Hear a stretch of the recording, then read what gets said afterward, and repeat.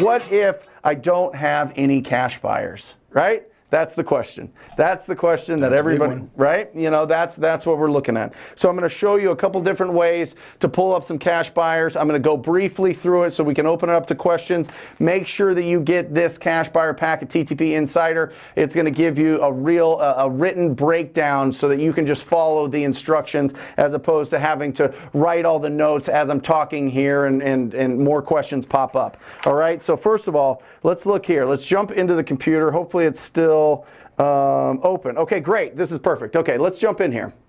So what I want to show you here is ttpdata.com, ttpdata.com, powered by PropStream here. And I just want to give you this example. I wanted to kind of cut out some of the fat in the show here and just jump into what I already have filtered as opposed to doing it, because you can see what I filtered here. But right here, if I've got a deal in this zip code, 85016, right here, all I do is I put that in there and then I filter. And you're going to see right here, there's 86 properties. But look at this filter that I did.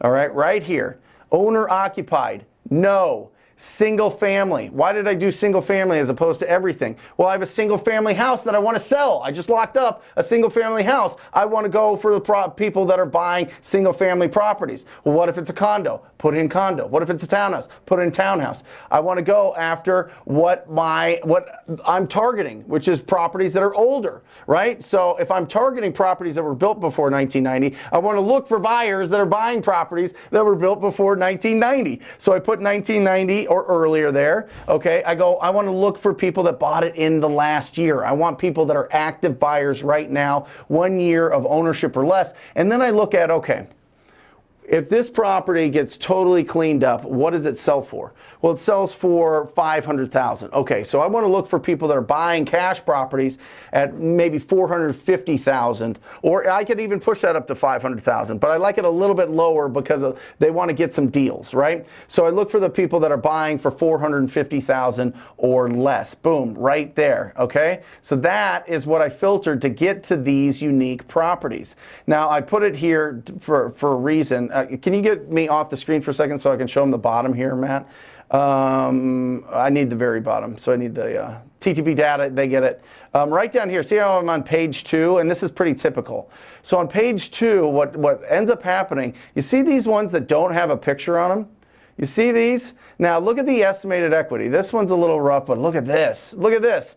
180,000 in estimated equity here. Look at this. You think this is a cash buyer? You think this is somebody that's buying properties and flipping them?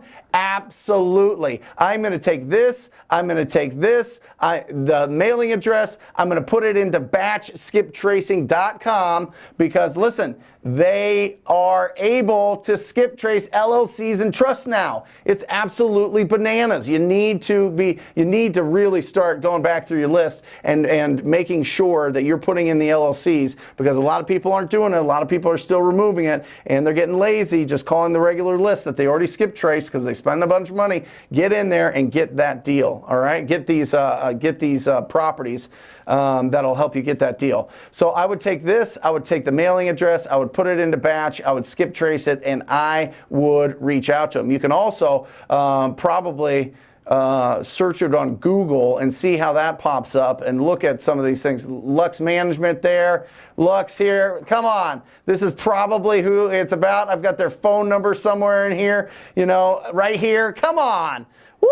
It's not, listen, just go a little bit deeper. Just go a little bit deeper, and you're going to find these opportunities. You're going to call up these people. You're going to tell them you got a smoking off-market property in the same zip code that they're buying. Do you want me to send it over to you? Boom. Of course they do. And now you've got a cash buyer, and you are rocking and rolling. And you just rinse and repeat, rinse and repeat, rinse and repeat. And that's what you do. You can see here that there's a lot of properties in here that don't have that photo, right? Look at this. See? This is why we go to page 2 and we go after those real buyers. Look at this. Look at all these estimated equity that they have. These are the cash buyers that you want to go after. Mike, hit me with it. Hey, so would you say that these cash buyers that have recently bought, yep, right, and around whichever deal you've got are, yep, probably going to be some of the potential best buyers for your deal? Best buyers. One, listen, they're going to know the market. They're going to know how to comp, right, Mike? I mean, they just closed on a deal. They're not going to close on a deal if they don't know the area,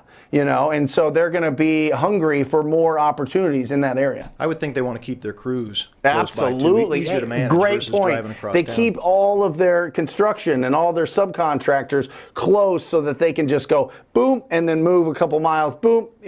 That's an incredible point. Yes. So go after that. If you like this video, smash that subscribe button because we put out new videos every single day. And if you have a question that you want me to answer personally, join us live every Wednesday.